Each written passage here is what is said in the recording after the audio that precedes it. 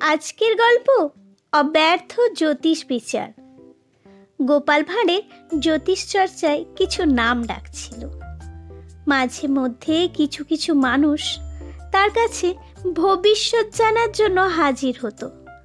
দুর্বল চিত্তের লোকেরা রোগ শোক বিপদ আপদ সম্বন্ধে পূর্বে ওয়াকিবহাল হতে আগ্রহী।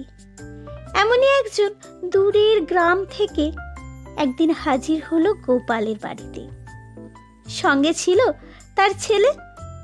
গোপাল লোকটির হাত খুব মনোযোগ দিয়ে দেখতে থাকলেন। আতশ কাঁচ দিয়ে হাতের রেখাগুলি বারবার দেখে গম্ভীর হয়ে গেলেন। কিছুক্ষণ পর অভিজ্ঞ জ্যোতিষীর ভঙ্গিতে তার অব্যর্থ জ্যোতিষ বিচার জানালেন। আমি গণনায় দেখতে পাচ্ছি আপনার কাশিতে মৃত্যু হবে। মানুষের মৃত্যু তো থাকেই, কিন্তু কাশিতে দেহাবসান হবে জেনে লোকটি কিঞ্চিত স্বস্তি বোধ করল। কথিত আছে, কাশী ধামে কাশিতে মৃত্যু হলে কৃত পাপ খণ্ডন হয়ে যায়, ফলে জমালয়ে নরকবাস হয় না। গণনা দক্ষিণা দিয়ে গোপালের কাছ থেকে বিদায় নিয়ে বাড়ি ফিরে গেল লোকটি।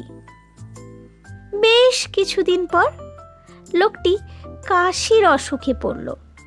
অনেক দিন ভুগে শেষে সেই কাশি রোগেই মারা গেল। মরার সময় কাশতে কাশতে রক্ত বমি করল।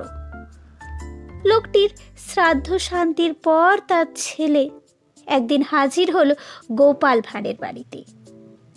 অভিযোগ জানিয়ে বলল, মশাই, কি রকম আপনার জ্যোতিষ বিচার? আমার বাবা তো কাশীধামে মৃত্যু হলো না, সে তো বাড়িতে মারা গেল। গোপাল জানতে চাইল কিভাবে মারা গেল।